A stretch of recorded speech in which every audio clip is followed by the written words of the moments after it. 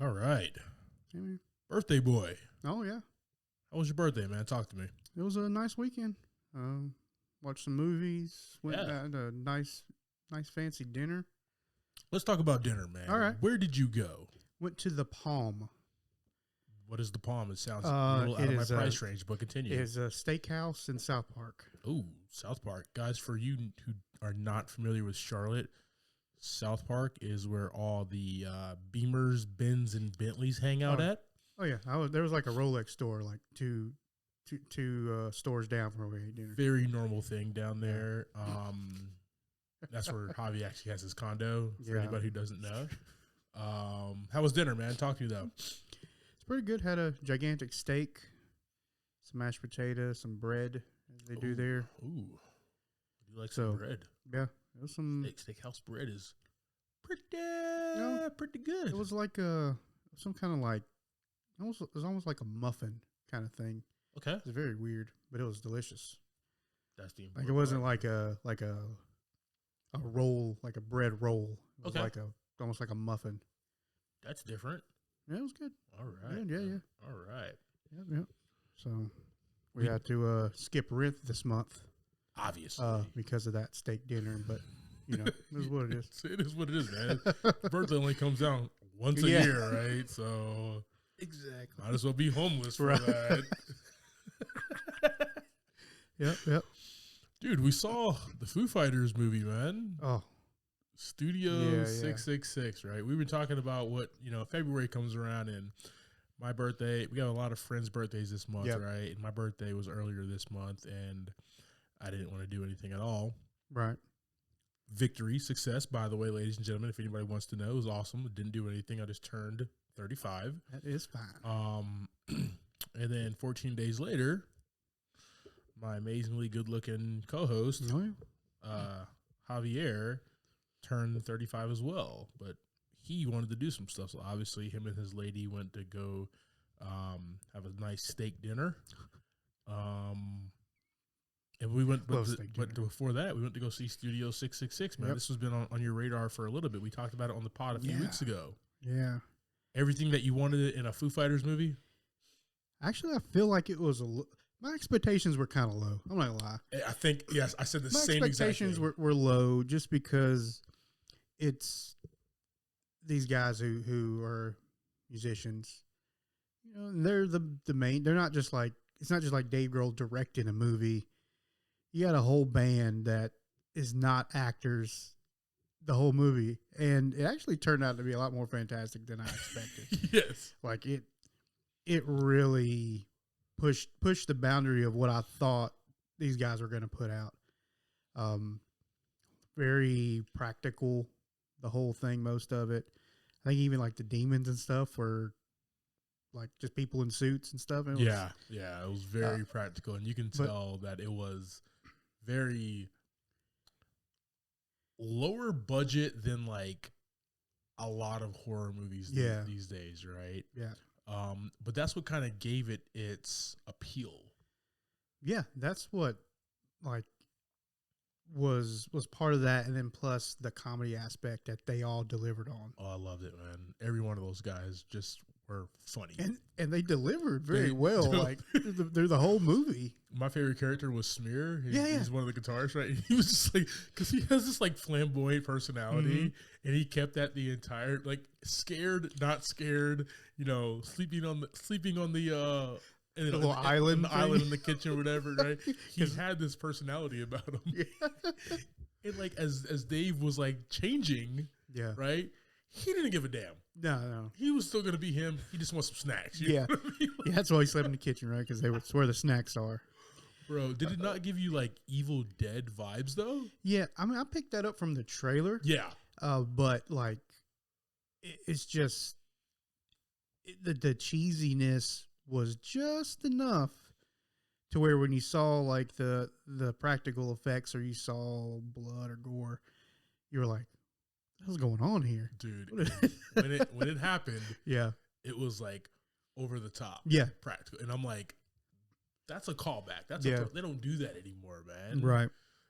It was the the final girl at the end of Friday the 13th when she chops off the head of Jason's mom, right?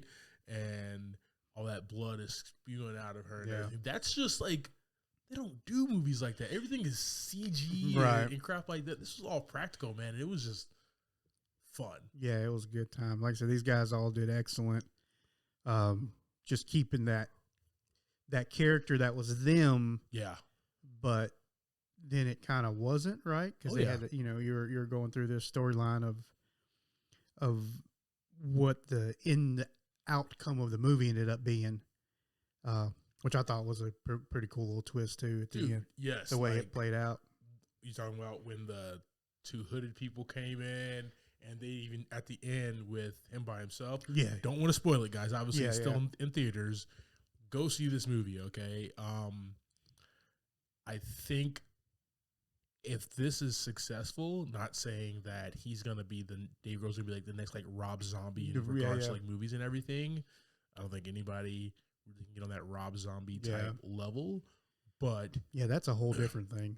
Rob Zombie, that's a whole different thing. Yeah, but Dave Grohl with his comedy from the Foo Fighters and his love for horror and that stuff like that, he can deliver some more stuff. I think, and with all these guys just like putting themselves out. Yeah. Like I said, as just first time actors for the most part, I guess. Yeah. Putting themselves out there, having a good time, and putting it all into the movie. God, it was so fun. So good. Such a good time. Awesome, man. Fun little fact, too. What's up? The song from the movie for the that they were trying to complete or whatever actually popped up on my playlist on Apple Music. Get out of here. Yeah. It's only like 4 minutes long on there, though. It's not 43 minutes? Yeah, let me see. What was it? What do they call it? The March of the Insane by Dream Widow. Oh. Yeah, just kind of popped up in there. Nice. I will not listen to that because I feel like if I can get to the end, Hell on Earth. I mean, we're still doing okay. It was like Saturday night. On the way home from dinner, we were listening to it. So very true, man. For now. Awesome. I watched Texas Chainsaw Massacre. Oh yeah, yeah. That one is on my list. The new one, right? Dropped on Netflix. Yeah. So you haven't watched it yet? I haven't watched it yet. All right, I'm gonna make this brief, okay? Not filmed in Texas. Fair enough. Too hot. It's too hot down there. Younger, whatever generation is after us. Okay. Those kids. Right. And there's absolutely no plot. So, like the original Texas Chainsaw Massacre. And every other one of those sequels after that as well. It was never a plot, dude. Just get people getting chopped up. Just there was no why. Right. I've actually never seen the original, but I saw this one, and excited to watch it. Knew it was gonna be trash, but was still excited to watch it. Yeah. And it was like below trash. Oh, geez. Just gonna be perfectly honest with you. All right, fair. I'll make that in my notes right now. I will say that there are a few of the kills that are fun. Okay. Obviously being a fan of this type of genre, there were a few kills that were fun, but you know me, I'm story driven. I'm dialogue. Yeah. I'm motivation. Right. Yeah. And there's never really been anything plot wise, I don't believe, to any of these movies. Yeah. So that seems to be par for the course. Always. Cool.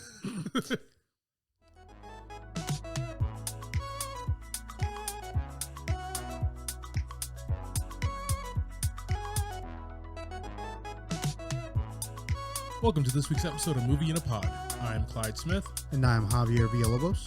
On this week's episode, we are discussing the trailers for Everything, Everywhere, All at Once, Contractor, and our movie of the week, After the Sunset.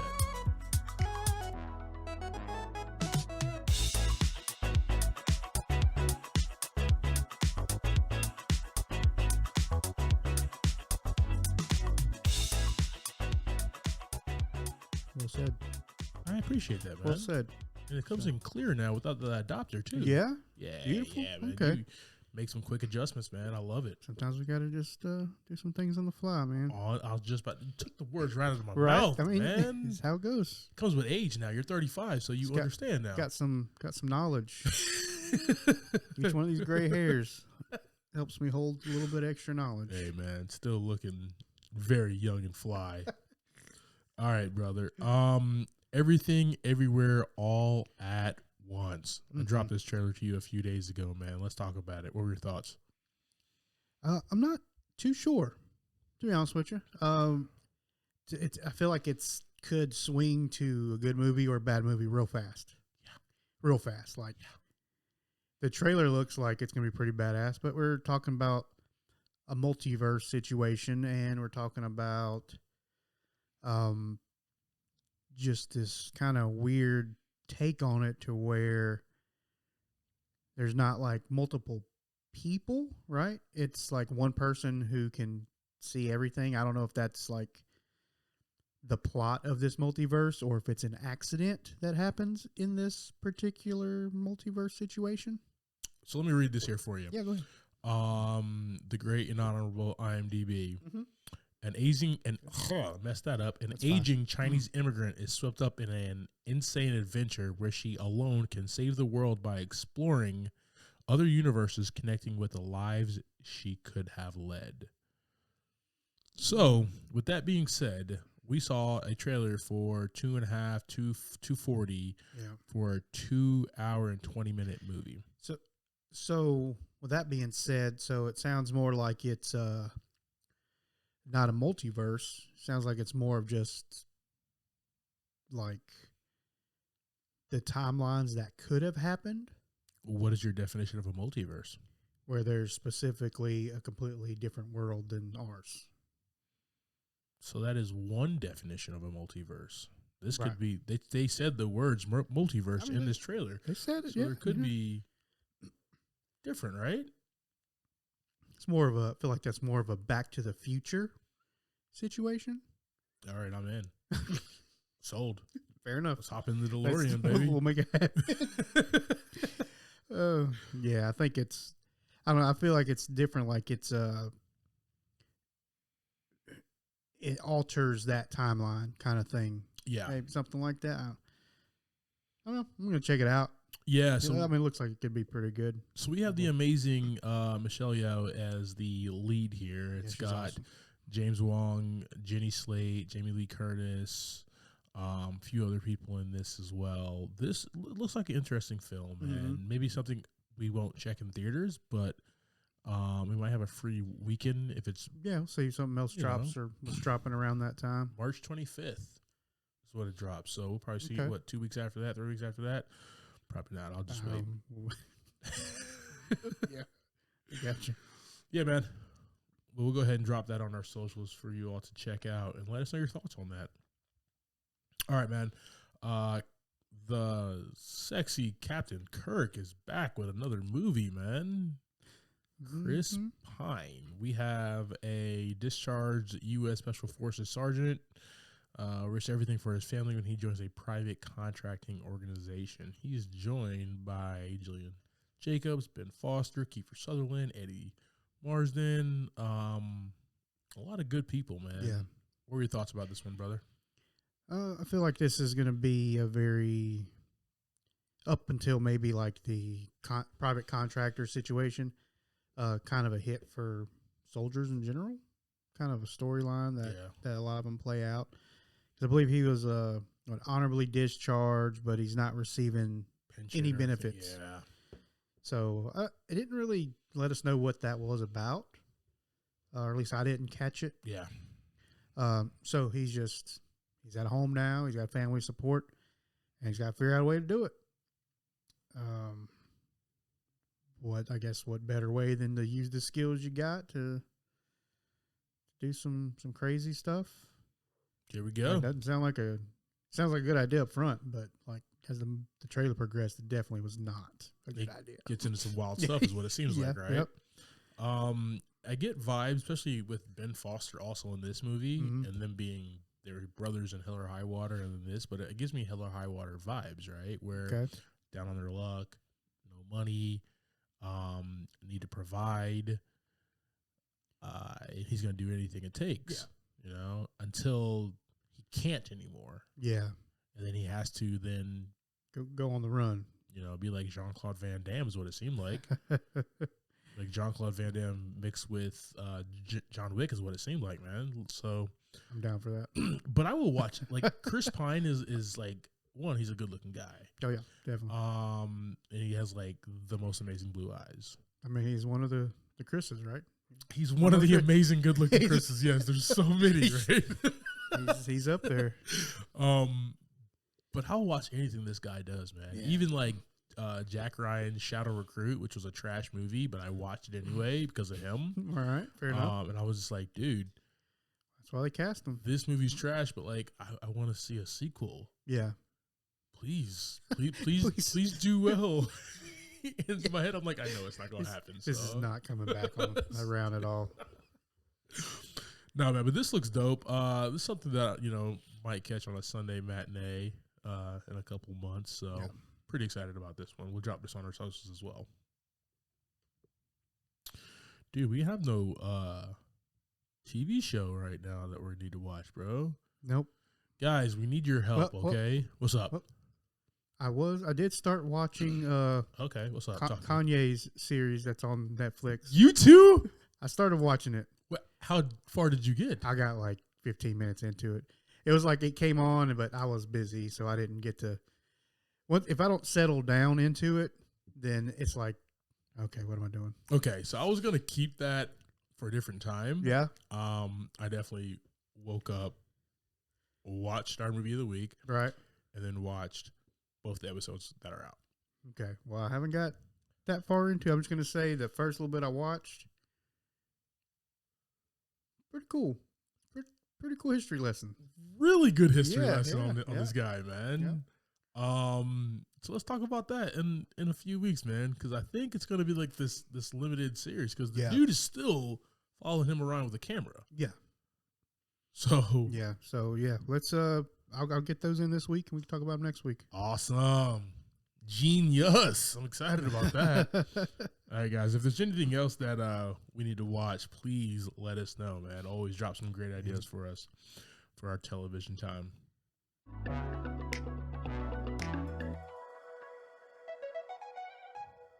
All right, JV, you ready to jump into our movie of the week, sir? Yes, sir. Yes, sir. All right, man, let's go ahead and do it. We got After the Sunset. This was released back in 2004. Just a few movies that also dropped that year. We got The Village, Friday Night Lights, Napoleon Dynamite, Walking Tall, right? One of The Rock's first, starring movies. He's carried a board with him, right? Just a big-ass 2x4, Yeah, I remember that. Yeah. With Johnny Knoxville. I think it was in that, right? Yeah. Johnny Knoxville? He did one with Sean William Scott. The Rundown was with Sean William Scott. Yes. And Walking Tall, I believe, was with Johnny Knoxville. Yeah, I think you're right. Yeah. Guys, don't quote me on that, though. But then we have The Aviator, right, that Leonardo DiCaprio, Howard Hughes flick. Shark Tale, fantastic flick. King Arthur. Ooh. Yeah, man. King Arthur was released that year. That was... I enjoyed that movie, but a lot of people thought it was a bomb, but whatever. And the movie that helped spawn so many urban music dance movies, You Got Served, man. Dude, you ever seen that? Oh, yeah. Dude. Oh, yeah. I mean, if you watch it right now, the dancing is so, like, outdated and everything. But yeah, I mean. it's still so dumb of a good movie, though. You Got Served, yeah. Even, like, Jessica Alba had a movie, and it was Honey. Honey. Yes, right? There was so many dance movies around that time. Oh, yeah. All right, man. So back to After the Sunset. Right. This movie was directed by Brett Ratner, famous for the Rush Hour movies and messing up the X-Men, The Last Stand. But we won't talk about that, though. Angry about that. Oh, I'm still angry about that, man. This was written by Craig Rosenberg and Paul Zabiskie. So this one had an estimated budget of about $58 million. And the box office came in at $62.7 million. Yeah. That's a pretty big budget, though. I feel like I guess they just paid just because they were on this island or whatever. I mean, it is Pierce Brosnan. Yeah. I mean, he was probably $57 million of that. Exactly. Starred in this film, we have Pierce Brosnan as Max Burdett, Selma Hayek as Lola Cirillo, Woody Harrelson as FBI agent Stan Lloyd, Don Cheadle as Henry Moore, Naomi Harris as Sophie, Troy Garrity as Luke, Oba Babatunde as Zacharias. Damn, that was really good, dude. Thank you. But bet you can't do it again. I'm not gonna. I'll retire right now. Nice. I'm retiring up top, guys. Pulling a Bill Murray in Space Jam right here. Out. Yeah. And we have Russell Hornsby as Jean-Paul Moore's bodyguard, and quite a bit of cameos. Quite a bit of cameos, man. Love the Chris Penn one as well, right there in the beginning. Yeah. What was your boy? We talked about Edward Norton and Shaq. Eddie Norton. Just right out the gate. They're all just hanging out. Yo, and I thought I saw Chris Penn as that rowdy fan. Yeah. I thought he was gonna be in the movie more. I was like, I know that guy. Right. he was not. That's the same thing with when I saw Edward Norton, because I saw him. Yeah. And I was like, okay, what we got going on? Okay. Never again. Seconds. That's it. Oh man. All right, buddy. Like you do, brother. Go ahead and tell us what this movie's about. Give us a quick synopsis. All right, so we have a couple, Max and Lola, and they're living their retirement from thievery out on a beautiful island. Then we get introduced to Agent Lloyd, who has a little bit of history with both of them, as we learn in the movie. And he kind of stirs up Max's curiosity for this diamond. Oh, yeah. That is currently being shown on a cruise ship that's docked there at the island that they're at. Coincidence? Maybe not. But both of them have their own plan for this situation and their own reasons for all the things that go down through this movie.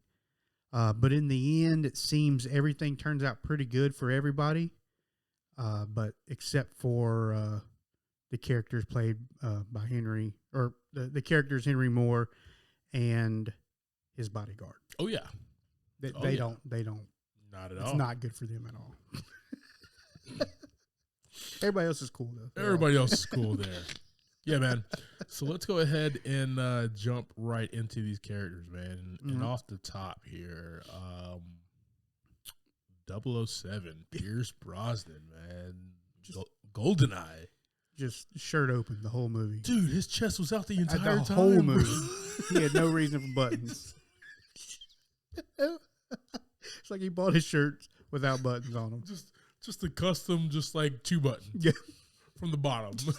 It's like, you know how like there's like a lot of like Hispanics in like California who like rock the button up top and then have it open at the bottom. Yeah. Pierce Brosnan said, "Nah, let's do it the opposite." There, okay. He still got his elbows up side to side. So He still got his elbows up side to side but so accurate for his attire. No, man. So he plays Max Burdett. Yeah. He is this master thief, and you can just tell off the bat, man. This dude is like slick. He's cool. He's confident, man. He just oozes. I mean, this dude is Remington Steele, man. This dude was James Bond, right? This dude oozes with confidence in like every scene that he is in, man. He's just super cool and super confident, and I just love that about him in this movie. Mm-hmm. But we first see him, and he's in the, he's at the Laker game, and they're tailing him and everything. Yeah. And that's when I was talking about. We see Chris Penn, and he just disappears. And then after that, man, it just escalates, right? This whole, he has all the gizmos and the gadgets, and so cool. Yeah, dude, it's just fun, but super like dated. I mean, it is 2004. It's like that You Got Served movie, dude. Yeah. Nobody does those dance moves anymore, right? This is what I love about watching older movies. Yeah, it's just like, what is going on? What are they doing here? It's like our most famous pod. Remember Enemy of the State? Yeah. That nobody listens to for some reason. All that technology from '98 is just outdated. Right? Yeah.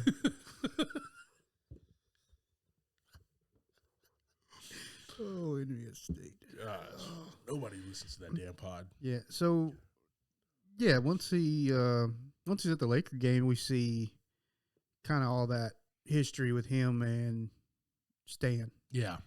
And we meet Lola as well. All this happens really quick at the beginning of the movie.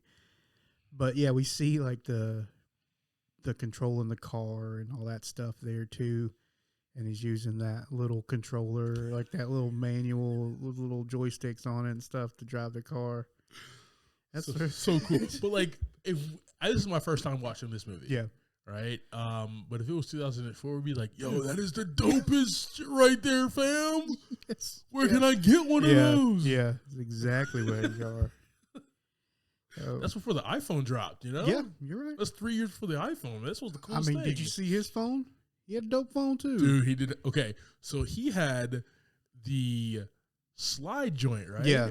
That was made famous, and I don't know if it wasn't the first Matrix. It might have been the second or the third one. Okay. The slide phone. Yeah. That was fire though, dude. It was.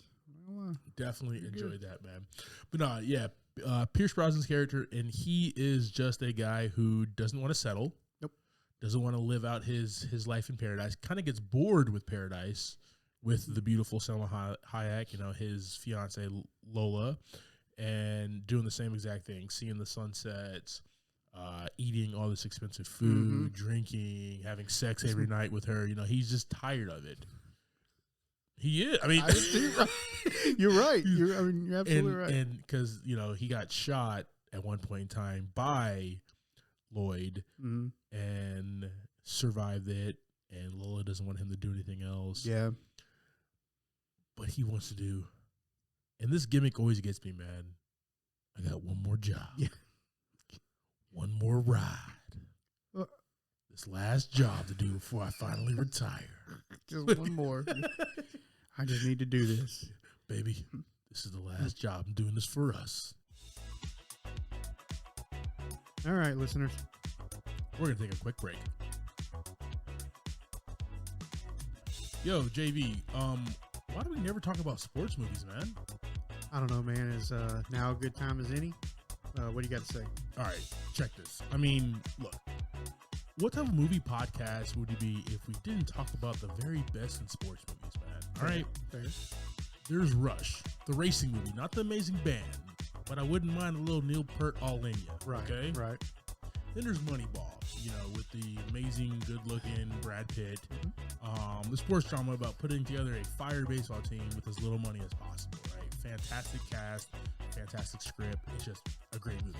Yeah. Also has Chris Pratt as a baseball player. And of course, there's Samuel L. Jackson and Coach Carter.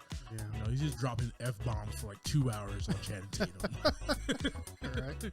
But I digress, right. Man. What are some of your favorites? Well, Ed is one of them. Fire. The baseball playing monkey, right? Space Jam was a good one. That's a good one as well. Seabiscuit. Tobey Maguire. Yeah, exactly. Spider-Man in that one. And obviously all of the Air Buds. Obviously, Air Buds, dude. All right, brother. Well, there's always one more I want to talk about, man. It's my favorite one. I want to talk about the magic that is Remember the Titans. Oh, yes. One part football movie, one part end of school segregation error type movie, 2 parts Denzel Washington, and like 9 parts awesome. Okay? Yes. It's just a fantastic film, man. With the amazing ensemble cast that includes Will Patton, Wood Harris, Donald Faison, Ethan Suplee, Nicole Ari Parker, and a very young and at times horrible DB, Ryan Gosling. Yeah.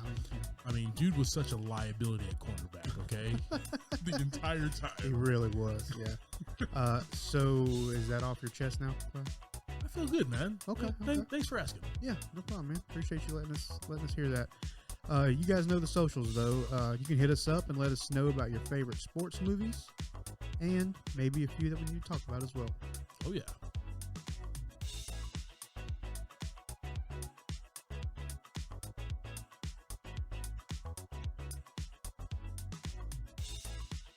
Well, that kind of leads us in.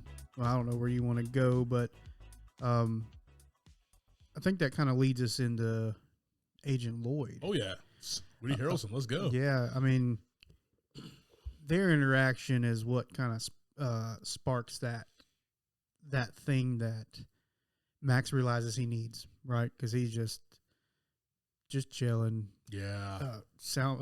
Lolo's just doing 800,000 hobbies, enjoying life, just having a good time, spending all their money, eating expensive food, all that stuff. But Lloyd shows up and he's just like, just coming to check on you, man. You know, I know there's a big diamond around here. I know how you are. You know, I know how you get when there's diamonds around. And, you know, that's, you know, once we get through the movie, it's interesting to look back on that and how that played out. Well, but Lloyd is pretty hilarious. Dude, it's the great pretty hilarious Woody Harrelson, brother, right? Where without trying, he's comedy gold. Exactly. Right? Yeah. Yep. And he's been that way all the way back in his beginning of his career, right? He's always been like that naturally just hilarious guy. Mm-hmm. And the thing with Woody Harrelson, right, is that he can do the comedy, but he can do the serious as well. Yeah. But the comedy that he brings here, man, it's almost it's so real, right? Because he's coming from a place of like defeat. Yeah. Right. And we've all been defeated before, and he's just honest about it. I love the cat and mouse between him and Max, though. Mm-hmm. That's the lifeblood, man. That's the heartbeat of the movie right there. Is just 100%. Them two going back and forth. Max is like, I'm bored. Mm-hmm. Stan Lloyd comes around with this diamond on the ship, and you know, he's just like, Max just kind of perks up. He's like, oh, wait, I have purpose now. Yeah, he catches that scent in the air. Exactly, right? He's like, oh, there is a diamond. Yeah. You know, obviously Max probably knew. He's so smart. Right. He probably knew it was out there on that damn ship. Yeah, and it's the third diamond in the collection that they need. Exactly. So a lot of different loose ends to tie up with this one. There we go. No, man, Woody Harrelson's character, Agent Lloyd, I love that he does kind of play the, I guess, the mule, right? The jackass, right? Kind of. But he is a good cop. Yep. He's a good FBI agent. He just always gets beat by this guy Max, and you see it unfold. But in this movie, it's really interesting. You know, Stan has something up his sleeve. You can kind of tell that the entire time, right? You just don't drop in on Paradise with these guys, right? Mm-hmm. All right, man. Let's talk about Don Cheadle, War Machine. I always love talking about them as a different character somewhere else, man. Henry Moray. The apostrophe's on the R. He added that. Is there an apostrophe there? Okay. He's actually a brother from Detroit, so it's actually Henry Moore. Oh, I got you. And he added the apostrophe. Classy. Classy. Really classy, right? Class out Paradise. You go to the Bahamas, you mix it up a little bit. Sounds a little French Creole or whatever. Yeah. Oh, yeah. It comes off as a businessman.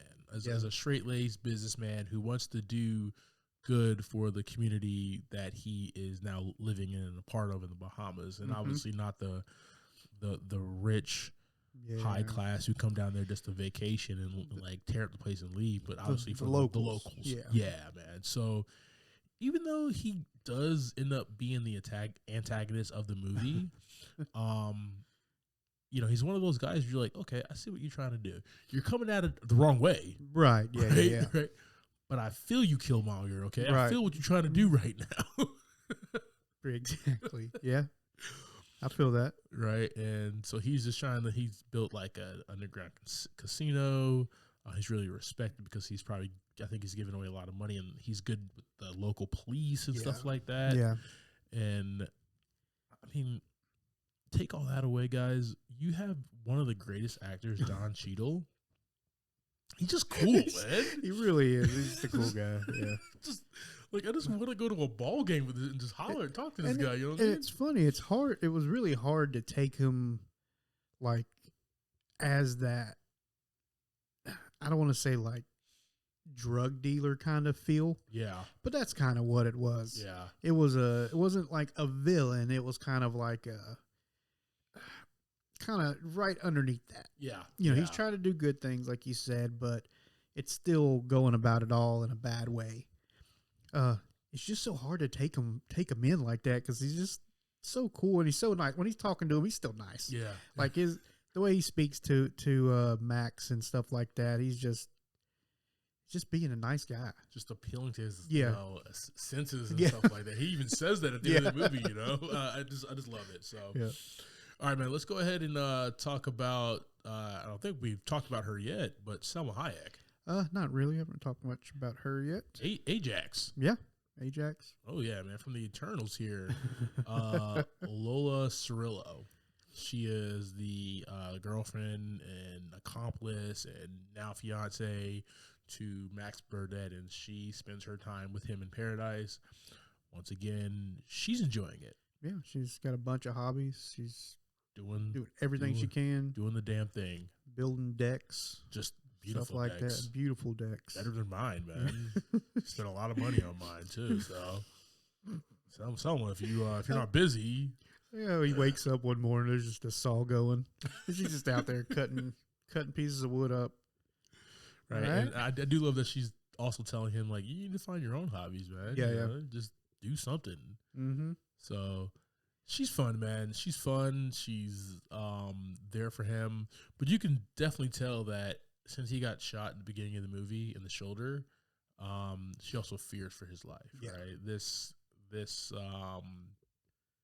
thief game, this diamond stealing stuff that he does, something has to expire first, right? It's either he's going to expire or he's going to figure something else out. Yeah, she's, like you said, she's just kind of, they got the money, right? They're set. Yeah. But it just comes around and she knows, she can tell he's sniffing something and it's got his attention. And she feels it through the movie. Yeah, man. I mean, she even goes and scopes out the diamond too. Yes. I mean, let's not leave that out.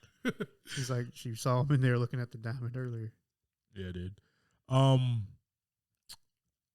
My favorite thing about Salma Hayek's character, and I always have said her name wrong. I'm looking at it right now. It's not Selma. It's always Salma, and I've said that wrong my entire life, ever since I've seen her from Dusk Till Dawn, and she turned into like a vampire. Yeah, I've been saying her name wrong. My favorite thing about her in this movie, though, is she has a compass, man, and that compass is, let's just retire from the game. Yeah, and let's just be happy. And she also wants Max to write his vows, and he has not. That's something that he fails to do for the entire movie. And she's always like, "Hey, how are you doing with your vows? How are you doing with your vows? How are you doing with your vows here?" But I do like her that she is like his North Star. Now, mind you, he does take her for granted a lot in the movie. Yeah, he's kind of not walks. He's not mean. He doesn't walk over her or anything of that nature. But she says something and it goes in one ear and out the other. He's like, "Oh, okay, yeah, sure." That's like the vibe because he thinks, and I think we as guys have all been there. We're like, "Oh, she ain't going nowhere," right? Until she had them damn bags. Went somewhere. Yeah. I even like towards the end where they went through what they went through, right? Yeah. With Moray coming through and dying, and then the cops and everything. After all that, she still is like, deuces, I'm out. Right? And then obviously Max fully understands what he needs to do and what kind of guy he needs to be there. So, now, man, for these characters in this movie, man, I think they're actually put together very well, man. The cast. It's a very simple movie. It's a very easy movie to understand. There's a few twists. But I think the bright point of this movie is just the cast brings it. It's just fun. All right, brother. Let's go ahead and talk about the beautiful Bahamas here. Oh, yeah. Dude. I mean, I have seen Fool's Gold, and that was more on like the Matthew McConaughey flick. and that was more like on boats and underwater and everything, and then like on small islands. But it was still paradise, right? Yeah. It was still gorgeous, man. And this movie does that same exact thing, man, where it takes the resort. Yeah. It takes, mind you, Max and Lola's home, fire. Oh yeah, by the way, beautiful, gated too. Yeah, like, yeah, the gate was was badass. I don't know how the hell that Henry got in if it's gated, but I mean, whatever. It didn't look like a secure lock on that door. He also probably had some War Machine armor, That's whatever. True. But no, man. I like it that they did like the resort, their home, the water and everything, the boat. But what I really like is like downtown Bahamas, man. Yeah, they used a lot of that, right? And it was just like, yo. And anytime I've never been down there, at least not yet. But everybody goes like, hey, you want to stay away from the locals if you're at the resort and everything. But like, this movie made it look super cool, right? It'd be like, yo, I want to go hang out with them, yo. I think, I see what you're saying. I mean, I think at that point they felt, or at that point those characters have probably been, quote unquote locals at that time. Oh yeah, they seem to know a lot of people. They've met all kinds of people coming in and out of there. But that suite that Stan gets put in. Let's go. That the art, like the arch that goes across the two buildings, dude. That was badass. Like when they were zooming out, I was like, all right, that's pretty cool. And then they got all the way out. I was like, oh my God. Dude, gotta stay in a place like that, brother. No kidding. Right? Gotta do paradise right, man. Yeah. Awesome, man. So like I said, the look and feel of this movie was pretty dope. Once again, you're in paradise, so it's really easy to shoot in paradise. Oh yeah. The accompanying music, it wasn't much. I mean, it is what it is. What it is, and we're gonna have movies like that where like there's this was a caper, so it was kind of corny, it was kind of fun at times, but nothing that's really memorable at all. So we're not going to talk about it, ladies and gentlemen. We're just going to go ahead and skip right through the theme of this movie here. Good. Easy. I almost did it, bro. So you still plugged in? Oh yeah. Okay. I'm coming in loud and clear. All right. You almost messing myself up here. Ripped the whole thing off the desk. That's cool. Gives me a little bit. It just makes me back up more. Right. I don't want to be near that thing. Okay? I'm running out of cable off this mic, so I can't go much further anyway. All right, guys. Theme of this movie. Once again, not a difficult movie. We're not watching Inception here. We're not watching any Christopher Nolan movie. Nope. This is, man, understand the things that you have in your life. Don't take them for granted. Yep. And, Bill Murray Space Jam, retire on top, bro. You know what I mean? Or get out of the game when you still can. Because I do like it that in the beginning of the movie, Max was basically flawless in his caper until he got shot. This one, there's a few times where he had to run away. And so there were some close times. He was in his house at gunpoint. He almost expired, basically, right? Retire on the ground. So, that's what I think this movie's about, man. Just basically know the things that you have in your life and just hold them dear and don't take them for granted.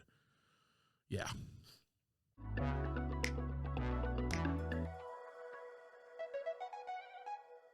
All right, JV, so that's our conversation about After the Sunset. Once again, man, not a long movie, but, quick caper flick.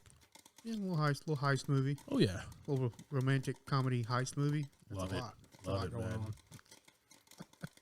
Before we do that, before we jump into this, man, we also have a young Naomi Harris, and I forgot about that. Oh, yeah, she's in there. One, just phenomenal. Yeah. And plays very well off of Stan's character. Oh, yeah. And just a badass cop. Like, more of a badass cop than Stan, okay? Oh, yeah, she's in it. Very determined here. Yeah. She gets to start. She plays Moneypenny in Skyfall, the 007 movies, and does a fabulous job. Kick ass. Awesome. Yeah, man. So, what did you think about this movie, man? Talk to me.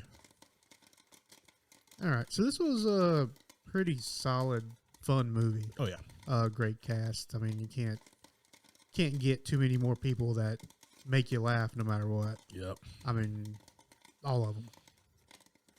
It just worked really well. Even Chris Penn. Yeah. As the rowdy fan. Yeah.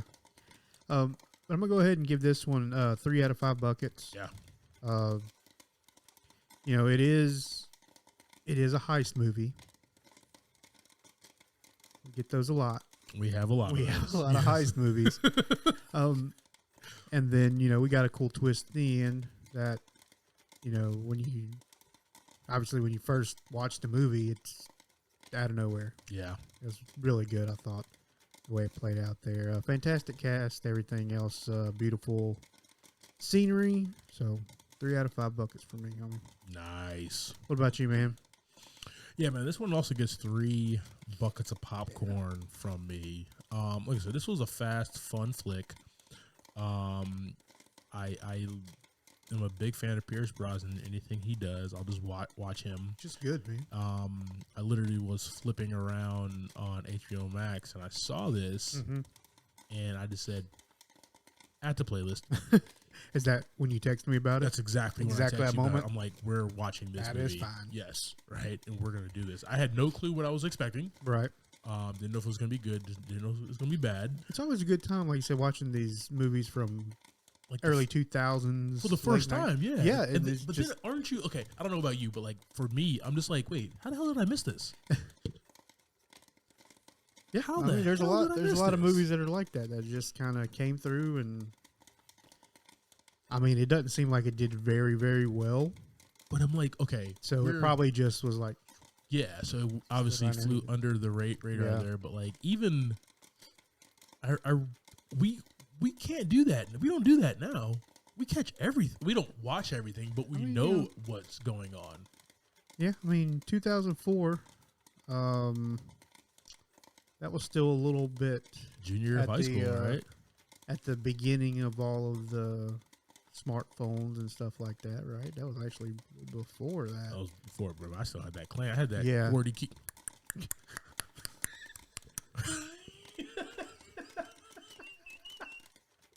Yeah. So I mean, I was over there, girl. I'm gonna. There's not just holler at you. It wasn't just scrolling and you see a trailer on your Facebook feed. Takes me a while to type in tomorrow, guys. Yeah. Sorry. It's a lot of clicks on the same button. Just to go ahead and wrap this up. Yeah. I'm sorry, guys. 3 buckets of popcorn. This is a fun ride. Beautiful shot movie. Probably Brett Ratner's best. Honestly. Definitely will probably watch this one again, man, just because of the chemistry between Pierce Brosnan and Woody Harrelson, man. Just really fun to watch.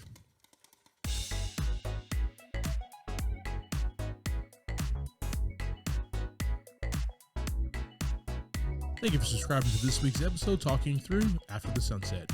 Next week, we will be talking about The Batman. And that's showing in a theater near you. Love that. I am Clyde Smith. You can find me on Twitter and Instagram as I am Clyde D. Smith. I'm Javier Villalobos. You can find me on Twitter and Instagram at Mr. J8200. Thanks, guys. Appreciate it.